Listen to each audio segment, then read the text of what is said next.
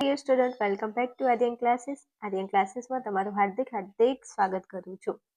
ચાલો વિદ્યાર્થીઓ, આપણે સરસ મજાનું આપણું ચેપ્ટર 5 આપણે ભણી રહ્યા છીએ મનોવિજ્ઞાનમાં. અને મનોવિજ્ઞાનના ચેપ્ટર 5 ની અંદર આજે આપણે આગળ વધવું છે. દરેક વિદ્યાર્થીને ખબર છે કે આ ચેપ્ટરમાંથી 2 MCQ પૂછાય છે. વિભાગ સી માં 1 ક્વેશ્ચન છે, વિભાગ બી માં 1 ક્વેશ્ચન છે અને વિભાગ ડી માં 2 ક્વેશ્ચન પૂછાય છે. ઓકે, તો દરેક વિદ્યાર્થીઓ ખાસ નોંધ લેશે. એમાં આપણે વિભાગ એના આઈએમપી જેટલા 10 ક્વેશ્ચન હતા એ મેં તમને ભણાવી દીધા છે વિડીયોની અંદર જ. વિભાગ બી ની અંદર જે પ્રશ્નો પૂછાય છે, પૂછાવા લાયક છે, એ પણ મેં તમને ભણાવી દીધા છે. વિભાગ સી માં કયા ક્વેશ્ચન પૂછાય છે એ પણ હું તમને સાથે સાથે ભણાવું છું અને વિભાગ બી ના ક્વેશ્ચન પણ ભણાવું છું. હવે આજનો આ વિડીયો છે એ તમારા માટે મોસ્ટ આજના વિડીયોની અંદર હું તમને જે ભણાવું છું અને જે પ્રકારો આપણે ભણવાના છે એ ત્રણ બહુ મોસ્ટ આઈએમપી છે. એમાંથી 2 પ્રકાર વિભાગ સી માં મોસ્ટ આઈએમપી પૂછાય છે અને એક પ્રકાર જે છે એ વિભાગ ડી માટે મોસ્ટ આઈએમપી છે. મતલબ કે આ જે વિડીયો છે આ તમારા માટે મોસ્ટ ઇમ્પોર્ટન્ટ છે. ક્યાંક તમારી બીજી પરીક્ષા, ક્યાંક બોર્ડની એક્ઝામમાં આમાંથી પ્રશ્ન એક પ્રશ્ન 100% પૂછાય અને પૂછાય એવો છે. એટલે પ્લીઝ અહીંયા થોડું વ્યવસ્થિત ધ્યાન આપજો. ચાલો, મારે શરૂઆત કરવી છે મારા વાલા વિદ્યાર્થીઓ. તો આપણે શરૂઆતની અંદર આગળ ભણી ગયા હતા, મનોભારનું સ્વરૂપ જોયું ત્યારે કે મનોભારના પ્રકારો સમજાવો. તો આપણે ભણી ગયા હતા કે મનોભારના પ્રકારો કેટલા હતા. આ તમારે લખવાનું નથી હો, જેના ઉપર ચોકડી માર્યું એને તમારે ધ્યાનમાં લેવાનું નથી. મનોભારના પ્રકારો કેટલા છે તો લખો. મનોભારના પ્રકારો મુખ્ય 3 પ્રકાર છે. શું કીધું છે? મનોભારના મુખ્ય 3 પ્રકાર છે. મનોભારના મુખ્ય 3 પ્રકાર છે. મનોભારના મુખ્ય 3 પ્રકાર છે. કયા? જો કે આપણે ભણી જ ગયા છીએ પણ ફરીથી ભણાવું છું. એક હતું હતાશા, બીજા નંબરે સંઘર્ષ અને ત્રીજા નંબરે દબાણ. મનોભાર, આપણા મનનો ભાર અથવા આપણા મનમાં ટેન્શન ક્યારે આવે છે? જ્યારે આપણે હતાશ હોઈએ અથવા આપણે કોઈ સંઘર્ષ કરતા હોઈએ અથવા આપણને કોઈ દબાણ કરતું હોય, કોઈ પ્રેશર કરતું હોય, ત્યારે આપણો મનોભાર વધી જાય છે. તો મનનો ભાર વધવાના 3 પ્રકારો કયા છે? તો એક છે હતાશા, બીજા નંબરે સંઘર્ષ અને ત્રીજા નંબરે દબાણ છે. હવે આ 3 પ્રકારોને હું તમને સ્ટેપ બાય સ્ટેપ વ્યવસ્થિત ભણાવું છું. જે તમારી પરીક્ષામાં પૂછાય તો તમારે કોપી પેસ્ટ કરવાનું છે. ચલો, મસ્ત પ્રશ્ન છે ને આપણે વ્યવસ્થિત ભણવાનું છે. છોતરા પાડી દે એવી રીતના ભણવાનું છે. ચલો, શરૂઆત કરું છું. આવી જાઓ ફટાફટ. ચલો, સૌ પ્રથમ આપણે ભણવું છે હતાશા. એક પ્રકાર હતો પહેલા નંબરનો હતાશા, તમે અહીં જોઈ શકો છો. અહીંયા મનોભારના 3 પ્રકારો છે, એમાંથી પહેલો પ્રકાર છે હતાશા. તો આ હતાશાની ખાલી વ્યાખ્યા વિભાગ સી માં પૂછાય છે 2 ગુણમાં. એટલે હતાશા માત્ર ને માત્ર વિભાગ સી માટે 2 ગુણ માટે આપણે ભણવાનું છે. ચાલો, તો લઈ જાઉં છું તમને હતાશાની વ્યાખ્યા ઉપર. હવે મારે તમને કહેવું પડશે કે તમે સમજી જશો કે આ પ્રશ્ન આપણા માટે મોસ્ટ ઇમ્પોર્ટન્ટ છે. કારણ કે તમે જોઈ શકો છો માર્ચ 19, 23 જુલાઈ એવી તો અઢળક વખત પૂછાઈ ગયેલો આ પ્રશ્ન છે. તો વિભાગ સી માં તમને પૂછી લે 2 ગુણમાં કે હતાશાની વ્યાખ્યા આપો. બસ ઓનલી ફોર વિભાગ સી માટે 2 ગુણ માટે આપણે આ પ્રશ્નને તૈયાર કરવાનો છે મારા વાલાઓ. તો ચલો સમજી શકીશું હતાશાની વ્યાખ્યા. તો એના પહેલા તમને સમજાવી દઉં કે હતાશા કોને કહેવાય. હતાશાની વ્યાખ્યા શું થાય? હતાશા કોને કહેવાય? તો લક્ષ્ય પ્રાપ્તિના માર્ગમાં આવતા અવરોધોના પરિણામે. જોજો, મસ્ત વ્યાખ્યા જો, એકદમ હાલ ચૂટકી વગાડતા તમને વ્યાખ્યા હું શીખવાડી દઉં એવી મસ્ત વ્યાખ્યા છે કે લક્ષ્ય પ્રાપ્તિના માર્ગમાં આવતા અવરોધોના પરિણામે તમારી કોઈ મંજિલ છે અથવા તમે કોઈ લક્ષ્ય ધારીને બેઠા છો. ચલો, માની લો કે તમે હાલ ધોરણ 12 માં ભણી રહ્યા છો અને તમારું એક લક્ષ્ય છે કે તમારે 90% લાવવા છે, રાઈટ? તો તમારું લક્ષ્ય છે 90%. આ તમારું લક્ષ્ય છે. હવે પ્રાપ્તિ, તો આ 90% પ્રાપ્ત કરવા માટે તમારા રસ્તામાં આવતા અવરોધો, ઘણા બધા એવા અવરોધો આવે છે જે તમને રોકે છે. ક્યાંક ઘરમાં ટેન્શન આવી જાય અથવા તો તમને તમારા શરીરમાં કંઈક એવો પ્રોબ્લેમ થઈ જાય જેથી તમે લખી વાંચી ના શકો, અથવા કોઈ એવો પ્રોબ્લેમ શરીરમાં હોય જેનાથી ઓપરેશન કરાવવું પડે, જેનાથી તમારો ટાઈમ બગડે તો તમે ભણી ન શકો, અથવા એવા ઘણા બધા અવરોધો તમને નડે છે. પરિણામ તમને મતલબ કે આ 90% લાવતા તમને રોકે છે. તો એક તો તમારું લક્ષ્ય છે 90% અને આ લક્ષ્યની પ્રાપ્તિ માટે તમારા માર્ગ એટલે તમારા રસ્તામાં આવતા જે અવરોધો છે ને એના પરિણામે તમે શું નથી કરી શકતા? તો કે 90% નથી લાવી શકતા. કેમ? કારણ કે એવા પ્રોબ્લેમો આવે છે, અવરોધો આવે છે, અડચણો આવે છે, તો એના પરિણામે લક્ષ્ય સુધી પહોંચી ન શકવાના કારણે તમે લક્ષ્ય સુધી પહોંચી ન શકવાના કારણે હવે તમારો ટાર્ગેટ હતો, તમારું લક્ષ્ય હતું કે તમારે 90% લાવવા છે, પણ તમારા માર્ગમાં એટલે તમારા રસ્તામાં તમે તૈયારી કરતા હતા અને તમારા રસ્તાની અંદર એવા અવરોધો આવ્યા જેના લીધે તમારી તૈયારી વ્યવસ્થિત ના થઈ, જેના લીધે તમે વ્યવસ્થિત ભણી ન શક્યા, એના લીધે તમારા 90% ન આવ્યા, એના લીધે તમે લક્ષ્ય સુધી પહોંચી ન શક્યા. હવે જ્યારે રિઝલ્ટ આવ્યું અને તમને ખબર પડી કે તમારા 80% આવ્યા છે અથવા તો તમારા 85% આવ્યા છે, તો તમારા તમે લક્ષ્ય સુધી ના પહોંચી શક્યા, 90% ના આવ્યા, એના કારણે ઊભી થતી માનસિક પરિસ્થિતિ, એના લીધે તમારા મનમાં એક માનસિક પરિસ્થિતિ ઊભી થાય છે, કાશ યાર, ઓ શિટ યાર, 90% લાવવાના હતા પણ હું ન લાવી શક્યો. તો આ તમારા લક્ષ્ય સુધી પહોંચી ન શકવાના કારણે ઊભી થતી જે માનસિક પરિસ્થિતિ છે એને આપણે કહીશું હતાશા. આ મેં તમને વ્યાખ્યા ભણાવી છે. હવે મારે તમને કેટલાક ઉદાહરણ સમજાવવા છે કે હતાશા કેમ અનુભવે છે લોકોની મનની અંદર જે હતાશા છે એ કેમ અનુભવ થાય છે હતાશાનો, અને પછી ફરી એકવાર તમને વ્યાખ્યા આમ ટીપ ટાપ ઘૂઘરા જેવી કરાવી દઉં એટલે તમારા 2 માર્ક સિક્યોર થઈ જાય. હવે વાત કરું તો તમે છો, તમને કોઈ વ્યક્તિ ગમે છે, તમારી મનગમતી વ્યક્તિ જેને તમે ખૂબ જ પ્રેમ કરો છો બાળપણથી, અને તમે એવું વચન આપ્યું છે કે આપણે એકબીજા સાથે લગ્ન કરીશું, અને કદાચ જો તમારી પ્રિય વ્યક્તિ બીજા વ્યક્તિની સાથે લગ્ન કરી લે અથવા પરણી જાય તો પછી મારો ભાઈ શું કરે? મારો ભાઈ એવું કે યાર આજે ના થવાનું થઈ ગયું તો શું થઈ ગયું? પછી ભાઈના મોઢે એક વાત આવે, બેવફા તને દૂરથી સલામ, સાથ મારો તું છોડી ગઈ, તું અધવચ્ચે મને મળી ગઈ, તને દૂરથી સલામ.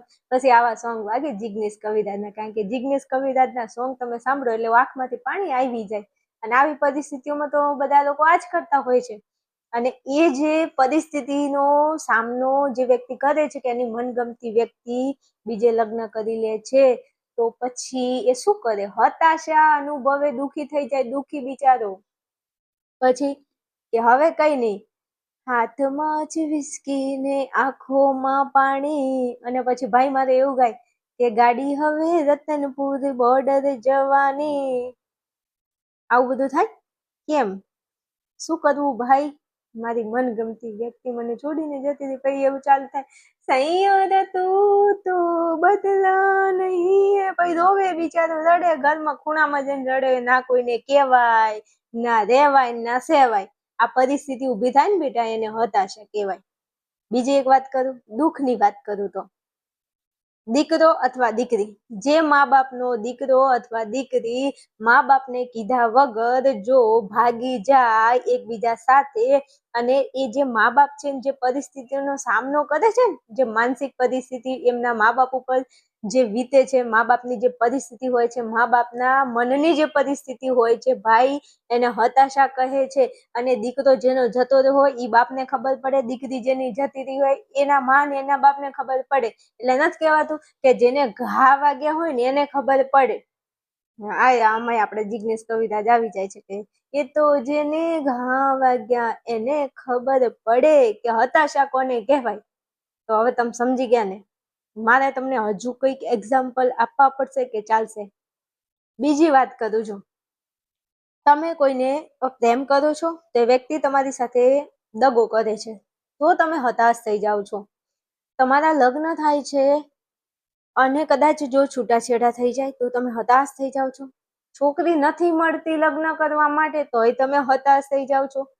નોકરી નથી મળતી તોય તમે હતાશ થઈ જાઓ છો. તો એવા ઘણા બધા લક્ષ્ય છે કે લક્ષ્ય સુધી તમારે પહોંચવું છે. તમારે સારી એવી ગવર્મેન્ટ જોબ મેળવવી છે. તમે ગવર્મેન્ટ જોબની તૈયારી કરી રહ્યા છો, અને જો તમે એક્ઝામ આપી અને જો તમે એ એક્ઝામમાં ફેલ થાવ છો, ફેલનો મતલબ કે તમે જો મેરિટ લિસ્ટમાં નથી આવતા, તમારું નામ નથી આવતું, અને જે લક્ષ્ય તમે ધારીને બેઠા હતા એ લક્ષ્ય સુધી પહોંચી ન શકવાના કારણે તમે હતાશ થઈ જાઓ છો, એ લક્ષ્ય સુધી તમે નથી પહોંચતા, એના કારણે ઊભી થતી માનસિક જે પરિસ્થિતિ છે એને બેટા હતાશા કહે છે. જસ્ટ થોડું જે એક્ઝામ્પલ આપે છે એ એક હસી મજાક કરવા માટે આપે છે, જેનાથી તમે તમારા મનની અંદર હતાશાને વ્યવસ્થિત ફિટ કરી શકો છો. એટલા માટે થોડા એક્ઝામ્પલ, થોડું રમૂજી સ્વભાવમાં તમને ભણાવ્યું છે. જો મોજ પડતી હોય ભણવાની તો તમે મારા વાલા વિદ્યાર્થીઓ આપણા આદ્યન ક્લાસીસ એપ્લિકેશનની અંદર મનોવિજ્ઞાન વિષય એકલો ખરીદવો હોય તો તમને 499 મનોવિજ્ઞાનના 10 ચેપ્ટર મળી જવાના છે ભાઈ.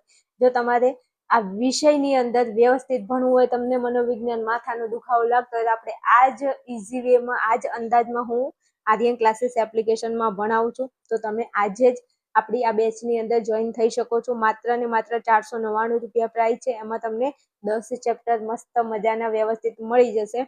એની સાથે સાથે તમને વાત કરી લઉં કે તમે આર્યન ક્લાસીસ એપ્લિકેશનને ડાઉનલોડ કરી લો, કારણ કે આપણા એપ્લિકેશનની અંદર આપણે 5 વિષયનો પેપર સેટ લોન્ચ કરી દીધો છે. જે તમારી બોર્ડ એક્ઝામ 2026 હવે આવવા જઈ રહી છે, એના માટે આપણે સરસ મજાનો પેપર સેટ પણ લોન્ચ કરી દીધો છે.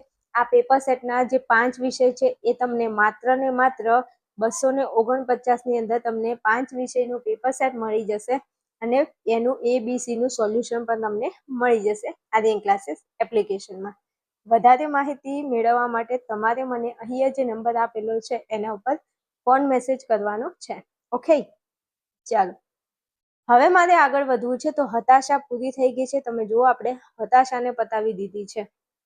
હવે આપણે સંઘર્ષ ઉપર આગળ વધવું છે અને પછી દબાણ ભણીશું. ચાલો, સંઘર્ષ શું કહેવા માંગે છે? સંઘર્ષની મારે વાત કરવી છે તો દરેક મારા વાલા વિદ્યાર્થીઓને તમને જણાવી દઉં કે આ સંઘર્ષનો જે ક્વેશ્ચન છે બેટા, એ વિભાગ ડી માટે મોસ્ટ આઈએમપી છે.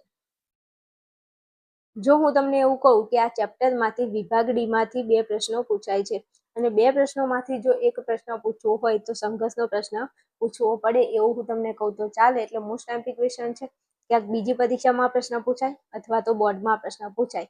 એટલે તમારા માટે મોસ્ટ ઇમ્પોર્ટન્ટ પ્રશ્ન છે. મારા દરેક વાલા વિદ્યાર્થીઓને કહી દઉં કે આપણે આ પ્રશ્નને બેટા તૈયાર કરવાનો છે. એમાં શંકાને કોઈ સ્થાન નથી. અને પછી મને કહેતા નહીં કે બેન તમે કીધું નહોતું, આ પ્રશ્ન કરી નાખજો એમ, તો થઈ જશે વિડીયોની અંદર જ તે. ચલો, હવે આપણે સંઘર્ષ કોને કહીશું? શું સંઘર્ષ આપણે કોને કહીશું? તો ચાલો એ પણ જોઈ લઈએ. જ્યારે તમે તમારા જીવનની અંદર કોઈ એવી પરિસ્થિતિનો સામનો કરો છો, જેમ કે હાલ તમે તમારી બોર્ડની એક્ઝામ આવવાની છે, તો તમે બોર્ડની એક્ઝામ માટે હાલ જે સંઘર્ષ કરી રહ્યા છો, તમારું મન જે ટેન્શન લે છે, જે સમસ્યાઓ તમને અનુભવાય છે, આ બધું શું છે? સંઘર્ષ છે. એક પરિસ્થિતિ છે જેનો તમે શું કરો છો તો કે સામનો કરી રહ્યા છો.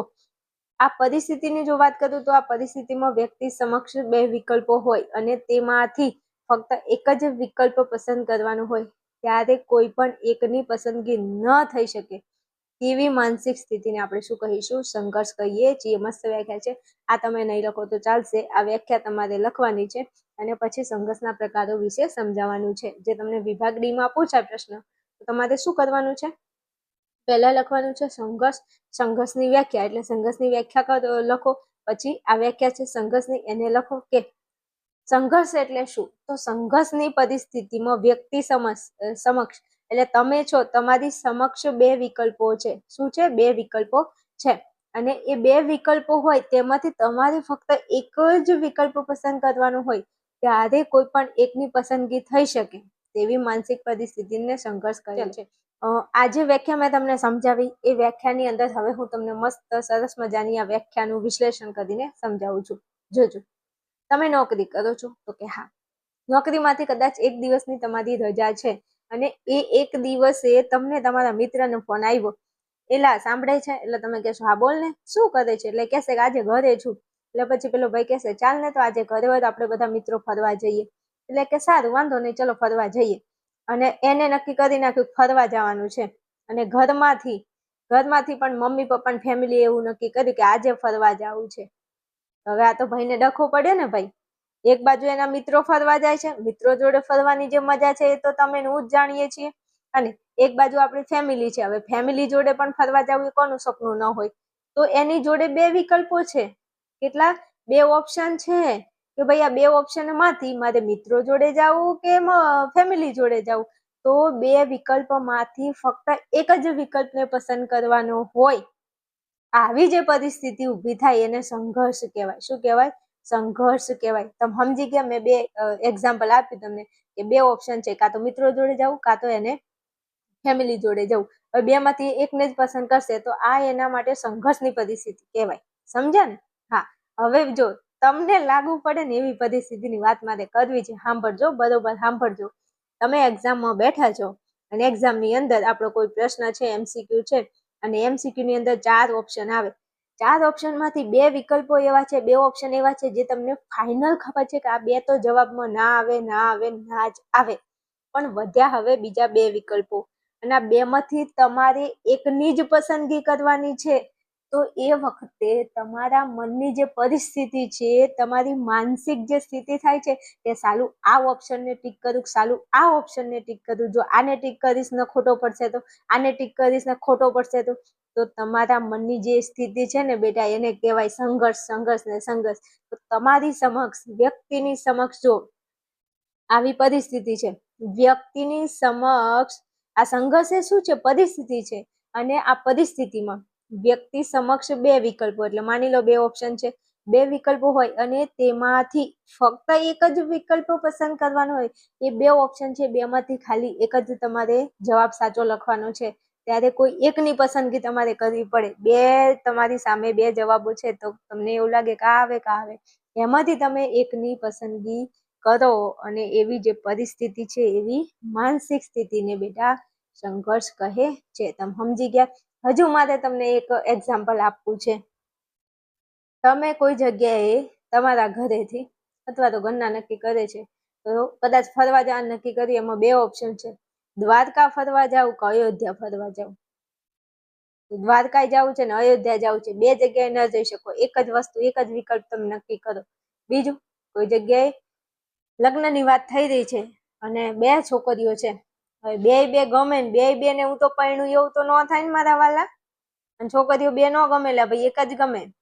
પણ ના, તો એ અમુક હોય ને. તો તમારી સમક્ષ બે છોકરીઓ છે. હવે તમે ટેન્શન આની જોડે લગ્ન કર્યું કે આની જોડે? હા, મારી બેટી લાગવામાં તો બે સારી લાગે છે. તો આવી પરિસ્થિતિ છે, માનસિક સ્થિતિને સંઘર્ષ કહે છે. વ્યક્તિ સમક્ષ બે વિકલ્પો હોય છે, તેમાંથી ફક્ત એક જ વિકલ્પ પસંદ કરવાનો હોય છે. ત્યારે કોઈ એકની જ પસંદગી થઈ શકે, તમે કોઈ એકને જ પસંદ કરી શકો છો. સમજી ગયા ને? તો આ વ્યાખ્યા તમે લખી શકો છો. મસ્ત વ્યાખ્યા છે, વ્યવસ્થિત. હાલો આગળ વધુ ટોપિકમાં. તો સંઘર્ષની વ્યાખ્યા મેં તમને સમજાવી. હવે મારે તમને સંઘર્ષના પ્રકારો સમજાવવા છે, જે તમને આ બધું વિભાગ ડીમાં મેં કીધું. સંઘર્ષના મુખ્ય 3 પ્રકારો વિભાગ ડીમાં પૂછાય અને 1000% પૂછાય. પછી મને ના કહેતા કે કીધું નહોતું, કરી નાખજો. ચલો, સંઘર્ષના મુખ્ય 3 પ્રકારો છે. કેટલા? સંઘર્ષના મુખ્ય 3 પ્રકારો છે. કયા કયા? એક છે અભિગમન સંઘર્ષ. મસ્ત છે, પ્રકારો યાદ રહી જાય એવા છે. સંઘર્ષના મુખ્ય 3 પ્રકારો છે. કયા કયા છે બેટા? તો એક છે અભિગમન સંઘર્ષ, બીજું છે વિગમન સંઘર્ષ, અને ત્રીજું છે વિગમન સંઘર્ષ. તમારે ખાલી બે નામ યાદ રાખવાના છે બેટા. શું? એક અભિગમન અને એક વિગમન. પહેલો પ્રકાર છે એમાં બેમય અભિગમન આવશે. બીજો પ્રકાર છે એમાં બેમય વિગમન આવશે. અને ત્રીજા પ્રકારમાં એક અભિ લઈ લો અને એક વિગ લઈ લો એટલે પતી જાય. પહેલા બે સરખા, બીજા બે સરખા અને ત્રીજામાં એક લઈ લો. અભિગમનમાંથી એક લઈ લો, વિગમનમાંથી એક લઈ લો. એટલે સંઘર્ષના મુખ્ય 3 પ્રકારો તમને યાદ રહી ગયા હશે એવી આશા ઉમ્મીદ રાખું છું. મારા વાલાઓ, મારા કોલેજાઓ, મને ખબર છે કે તમે બહુ હોશિયાર છો. આવડે કે નહીં? શું? સંઘર્ષના મુખ્ય 3 પ્રકારો છે. સંઘર્ષ જે તમે કરો, મેં ના કીધું હમણાં આપણે સંઘર્ષની શું વાત કરી કે બે વિકલ્પો હોય, બે માંથી એક જ વિકલ્પ પસંદ કરવાનો હોય, એને સંઘર્ષ કહેવાય. તો હવે સંઘર્ષની અંદર એ પ્રકારો છે, અને એ કેવા પ્રકારો છે જો. પહેલામાં લખવાનું એક પ્રકાર અભિગમન, બીજો છે વિગમન, ત્રીજો છે અભિગમન વિગમન. ચલો પહેલા નંબરનો માટે તમને સંઘર્ષ સમજાવો છે, અભિગમન અભિગમન. તો લખવાનું આવી રીતે મુદ્દો કરીને મસ્ત, અભિગમન અભિગમન સંઘર્ષ. ચાલો આ સંઘર્ષ શું કહેવા માંગે છે જોજો, મસ્ત સમજાવું છું વ્યવસ્થિત. આ પ્રકારના સંઘર્ષમાં વ્યક્તિ સમક્ષ કેટલા બે વિકલ્પો હોય છે અને બંને વિકલ્પો પસંદ હોય છે, પરંતુ વ્યક્તિએ માત્ર બેમાંથી માત્ર એક જ વિકલ્પની પસંદ કરવાની હોય ત્યારે થતા સંઘર્ષને અભિગમન અભિગમન સંઘર્ષ કહે છે. જો આપણે મેં તમને હાલ ભણાવી જ દીધું ને સંઘર્ષની વ્યાખ્યામાં કે વ્યક્તિ સમક્ષ બે વિકલ્પો હોય અને બંનેમાંથી કોઈ એક જ વિકલ્પની પસંદગી કરવાની હોય ત્યારે જે સંઘર્ષ થાય એને આપણે શું કહીએ? અભિગમન અભિગમન સંઘર્ષ કહે છે. મસ્ત છે ભાઈ, કશું નથી, એકદમ એકવાર વાંચો ને તોય તમને આવડી જાય. અભિગમન અભિગમન સંઘર્ષ એટલે શું? તો આ પ્રકારના સંઘર્ષમાં વ્યક્તિ સમક્ષ શું હોય છે? બે વિકલ્પો હોય છે. કેટલા? બે વિકલ્પો હોય છે અને બંને વિકલ્પો પસંદ હોય. મેં કીધું ને બે છોકરીઓ છે ને બે એને પસંદ છે, તો બે હાથે તો કોઈ લગ્ન ન કરાય ને મારા ભાઈ. તો બે વિકલ્પો છે, બંને વિકલ્પો પસંદ છે, પરંતુ બે માંથી માત્ર એકની જ વિકલ્પની પસંદગી કરવાની છે. બે છોકરીઓ છે, બે માંથી તમારે એકને જ પસંદ કરવાની છે કે બે સાથે આપણે લગ્ન ન કરી શકીએ. તો બે વિકલ્પો હોય વ્યક્તિ સમક્ષ, બંને વિકલ્પો પસંદ હોય, પરંતુ વ્યક્તિએ બેમાંથી માત્ર એકની જ પસંદગી કરવાની છે ભાઈ. તો આવા સંઘર્ષને અભિગમન અભિગમન સંઘર્ષ કહે છે. દાખલા તરીકે, ઉદાહરણ તરીકે તમારે શું લખી શકો? તો આ જો આપેલું છે. દાખલા તરીકે, રજાના દિવસે મિત્રો સાથે પિકનિક પર જવું કે પરિવારના સભ્યો સાથે ફિલ્મ જોવા જવું. આવ્યું, એક દાડો રજા હોય એમાં મારે મિત્રો હાથે ફરવા જવું, મારા પરિવારના સભ્યો જોડે ફરવા જવું. તો થઈ ગયું ને, આ બે વિકલ્પો છે ને બે માંથી બે બે પસંદ છે. જો પરિવાર જોડે રહેવું ગમે ને મિત્રો જોડે રહેવું ગમે, હવે બે માંથી કઈ એકની પસંદગી જ કરવી પડશે. ચાલો પછી, આ બંને પસંદ વિકલ્પોમાંથી એક જ વિકલ્પ પસંદ કરવાનો હોય ત્યારે આ પ્રકારનો સંઘર્ષ થાય છે. આઈ હોપ મારા વાલા વિદ્યાર્થીઓ તમે સમજી ગયા હશો કે આ સંઘર્ષ બે વિકલ્પો હોય, બંને વિકલ્પો પસંદ હોય, બંનેમાંથી માત્ર એક જ ની પસંદગી કરવાની હોય એક વિકલ્પની, ત્યારે તે સંઘર્ષને અભિગમન અભિગમન સંઘર્ષ કહે છે. રેડી? ચલો આગળ વધુ. હવે તમને વિગમન વિગમન સંઘર્ષ ભણાવી દઉં. વિગમન વિગમન શું કહે છે? જેવું ઉપર હતું એના જેવું જેવું છે, પણ આમાં થોડું અલગ પડે છે. થોડું એટલે માત્ર થોડું, જેમ એટલું બધું નહીં, થોડું જેમ. ચલો, વિગમન વિગમન એટલે આ પ્રકારના સંઘર્ષમાં વ્યક્તિ સમક્ષ બે વિકલ્પો હોય છે. હવે જો પેલામાં બે વિકલ્પો હતા, આમાંય બે વિકલ્પો હતા. અભિગમન અભિગમનમાં બે વિકલ્પો હતા, વિગમન વિગમનમાં બે વિકલ્પો હતા. બે વિકલ્પો હોય, બંને વિકલ્પો ના પસંદ હોય. હવે જો અભિગમનમાં શું હતું? બંને પસંદ હતા. શું? અભિગમનમાં બે વિકલ્પો હતા અને બે વિકલ્પો પસંદ હતા. પણ વિગમનમાં ખાલી તમારે શું લખવાનું છે કે બંને વિકલ્પો હોય, પણ બંને વિકલ્પો ના પસંદ હોય તેમ છતાં, પરંતુ એ બે વિકલ્પો છે અને બંને વિકલ્પો પસંદ નથી, મને આ નથી ગમતી મને પેલી નથી ગમતી, તો વ્યક્તિએ બેમાંથી એક વિકલ્પની પસંદ કરવાની જ હોય ત્યારે થતા સંઘર્ષને વિગમન વિગમન સંઘર્ષ કહે છે. મસ્ત વાત કહી દી છે કે વ્યક્તિ સમક્ષ બે વિકલ્પો હોય છે, બંને વિકલ્પો એને ના પસંદ હોય છે, તેમ છતાં બંનેમાંથી કોઈ એકને તો પસંદ કરવો જ પડે, અને બે નથી ગમતા તો બે માંથી એકને ગમાડવું જ પડે, ત્યારે થતા સંઘર્ષને આપણે વિગમન વિગમન સંઘર્ષ કહીએ છીએ. આપણા મમ્મી પપ્પા છે, બે છોકરીઓ જોઈને રાખી છે, પણ આપણને બે માંથી એક નથી ગમતી, તો એ મમ્મી પપ્પા કે આ છેલ્લી છોકરી છે, આ બે છેલ્લી છોકરી છે, આ બે માંથી એકને પસંદ કરી લે, હવે તને પરણાવો જ નથી અને તું કુંવારો જ રહે પછી. એટલે આપણે શું કરીએ? સાલું એવું પ્રેશર છે ને, કરવી પડે પસંદગી. પછી જો આ પ્રકારના સંઘર્ષમાં આગળ ખાઈ અને પાછળ કૂવો જેવી પરિસ્થિતિ હોય છે. વાત સાચી છે. ઘણી વાર અમુક ટાઈમે એવી પરિસ્થિતિ આવી જાય ને ભાઈ કે આપણે એવી પરિસ્થિતિમાં મુકાઈ જઈએ ને, તો કે આગળ જવું તો ખાડો છે ને પાછળ જવું તો કૂવો છે, હવે આગળ જવું તો ખાઈમાં પડું, પાછળ જવું તો કૂવામાં પડું, મને શું કરવું? તો કઈ નહીં, તું ભગવાનને પ્યારો થઈ જાય એટલે પતી જાય. શું પણ શું કરવું? દરેક માણસ ભાઈ આ દુનિયામાં જન્મેલો કોઈ એવો માણસ નથી કે જેને ટેન્શન ના હોય. તમે પૂછી લેજો, જેને વધારે રૂપિયા હશે ને એ ટેન્શનમાં હશે, એ શાંતિથી ઊંઘતો નહીં હોય. દુનિયાની અંદર આ મૃત્યુ લોકમાં આવેલ જે વ્યક્તિ છે ને ભાઈ, એ કોઈ સુખી નથી. ભગવાનનું ઘરનું કોઈ સુખી નથી. તમે જોજો, આપણા ભગવાન શ્રી રામ હતા ને, એમને 14 વર્ષનો વનવાસ બેઠો હતો, અને 14 વર્ષના વનવાસમાં એમને જે તકલીફો, જે પીડા સહન કરીને, એ તો મારો ભગવાન રામ જ જાણે, કે તમે હું આવા તુચ્છ મનુષ્ય આપણે ના જાણી શકીએ. બીજી વાત કરું, જયારે શ્રી કૃષ્ણ અવતાર ધારણ કરીને આવ્યા હતા ત્યારે એમની જે અમુક એવા સંઘર્ષો એમને ભગવાન પોતે પણ અનુભવ્યા છે, એમને પણ સંઘર્ષ કર્યા છે, એમને પણ મનનો ભાર હતો. કેમ? કારણ કે તમે જો, કૌરવો અને પાંડવોનું યુદ્ધ થયું હતું ત્યારે ભગવાન શ્રી કૃષ્ણ પોતે ટેન્શનમાં હતા. બધું કેમનું, કેવી રીતે પાર પાડવું, તમે ખાલી વિચાર કરો એમ. એટલે જો ભગવાન આમાંથી નથી બચી શક્યા, તો આપણે તો કેવી રીતે બચવાના છીએ ભાઈ? આપણે તો તુચ્છ મનુષ્ય કહેવાય. કેવા તુચ્છ મનુષ્ય કહેવાય. તમને ખબર છે, આ મૃત્યુલોકમાં જે આપણે બધા અવતાર ધારણ કરીને આવીએ છીએ ને, એક મોટો શ્રાપ જ છે.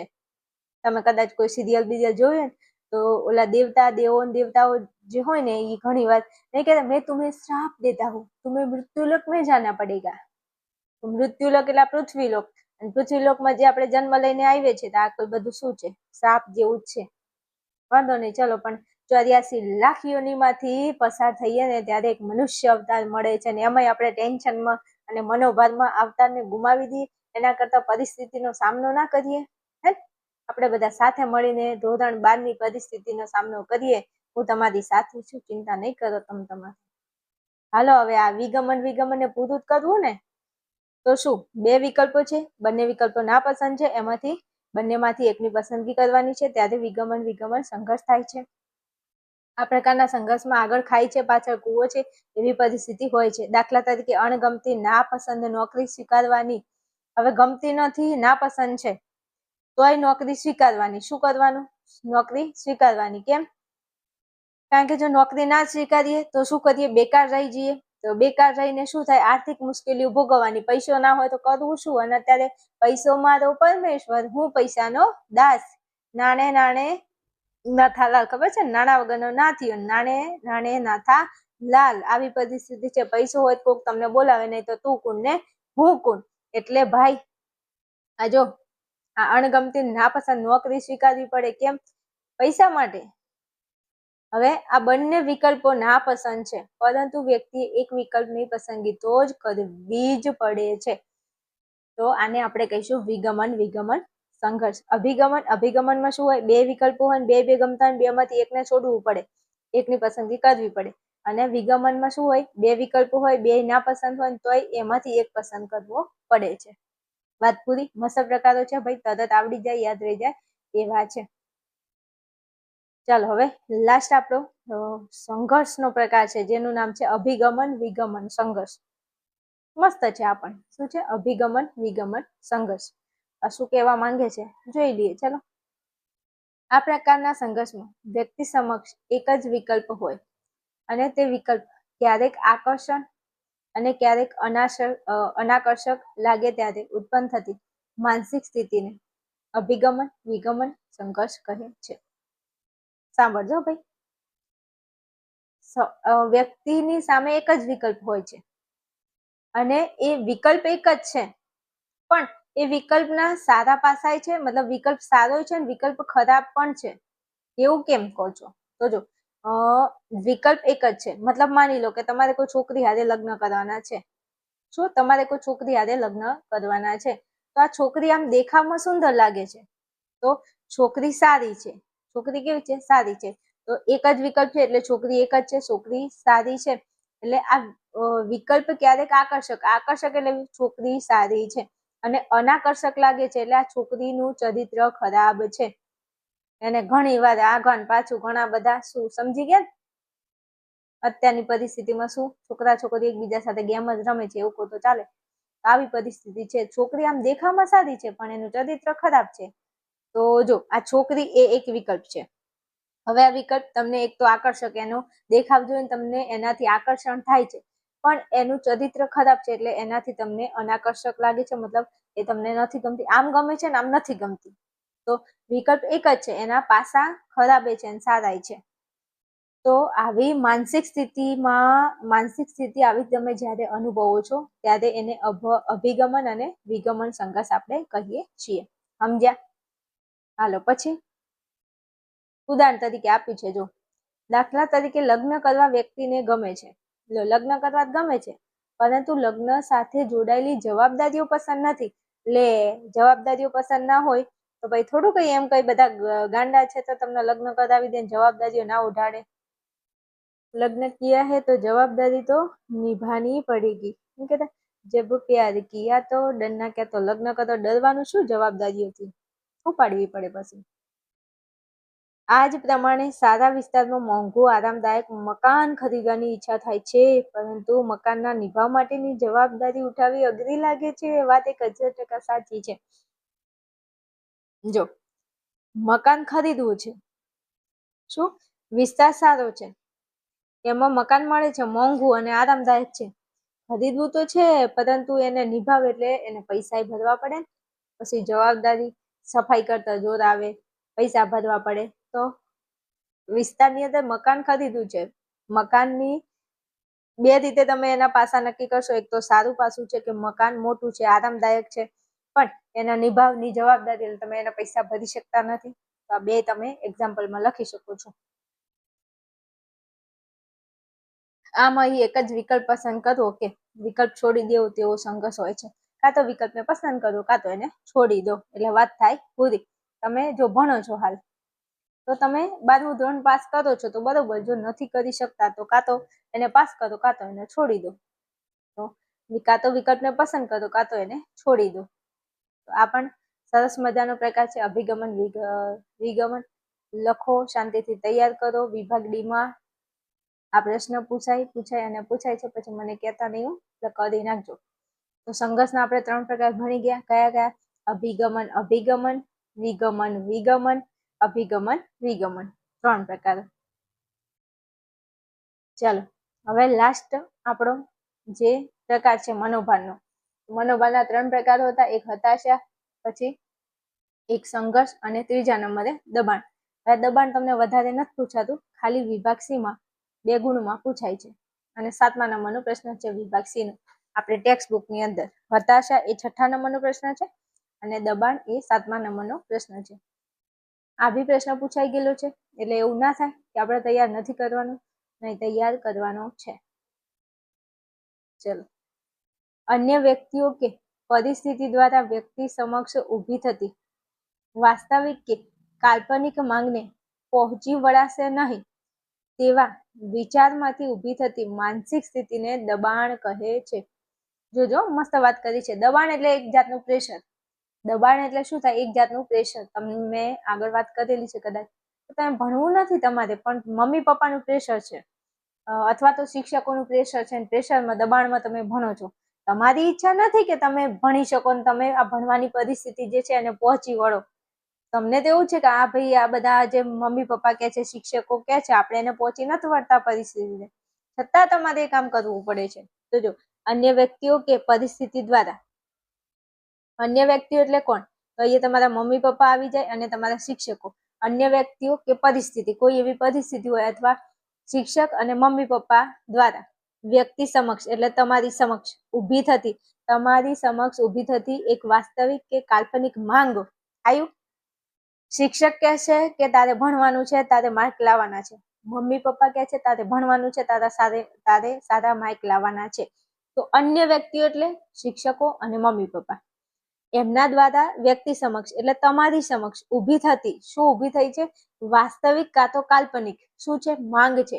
અને આ માંગને પહોંચી વળાશે નહીં. તમને ખબર છે કે તમે ભણવામાં કાચા છો, અને આ લોકો જે માંગ કરે છે, મારા શિક્ષક કહે છે કે બેટા તારે આટલા ટકા લાવવાના છે, મમ્મી પપ્પા કહે છે કે બેટા આટલા ટકા લાવવાના છે, પણ તમે આ માંગ, એ લોકો જે માંગ કરે છે એને તમે પહોંચી વળશો નહીં તેવો વિચાર તમે કરી રહ્યા છો. અને આ વિચારમાંથી ઊભી થતી માનસિક તમારી જે સ્થિતિ છે, તમારા મનની અંદર જે પ્રેશર પડી રહ્યું છે, એ પ્રેશરને જ આપણે કહીએ છીએ દબાણ. તમારા મનની જે સ્થિતિ છે, ખાધું યાર આ લોકો યાર મને દબાણ કરે છે, હું આ પરિસ્થિતિને પહોંચી નહીં વળું એમ. અને આવું તમે જે વિચારો કરો છો, તો આવા તમારા વિચારોમાંથી શું થાય છે? તમારા મનની સ્થિતિ જે હોય છે એને આપણે કહીશું દબાણ. કીધું ને પ્રેશર. તમે કઈ ખોટું કામ કર્યું હોય, કોઈનું મર્ડર કરી નાખ્યું હોય અને કોઈ તમને જોઈ ગયું હોય અને પછી એ તમને બ્લેકમેલ કરે કે હું કહું એમ જ તારે કરવાનું, જો હું કહું એમ તું નહીં કરે તો પછી સમજી લેજે તને સીધો જેલના સળિયા ભેગો કરી નાખીશ. પછી એ વ્યક્તિ તમને હેરાન કરે, તમને એમ કે જા તું આટલું કામ મારું કરી દે, તું પૈસા મને આપ, નહીં તો હું તને જેલમાં પુરાઈ દઈશ. તો તમારા મનમાં શું થાય? એને એવું કીધું પૈસા લાવ પૈસા. પૈસા એને આલવા માટે તમે પૈસાની પરિસ્થિતિને પહોંચી ના વળો તો એના લીધે તમે વિચારો કરો અને તમારા વિચારોથી મનની સ્થિતિ જે ઊભી થાય છે ને ભાઈ, એને શું કહીશું? દબાણ કહીએ છીએ. વિભાગ સી માટે 2 ગુણમાં તમારે આને તૈયાર કરવાનું છે. રાઈટ? તો પ્લીઝ આને તૈયાર કરી લેજો મારા વાલા વિદ્યાર્થીઓ. ચલો, અહીંયા આપણો આ ટોપિક, આ વિડીયો પૂરો થાય છે. નેક્સ્ટ વિડીયોમાં આપણે આગળ વધીશું, એટલે કોઈ નવા એક સારા એવા ટોપિક ઉપર આપણે આગળ વધીશું. ફટાફટ આટલું પૂરું કરી અને તમે આવી જજો.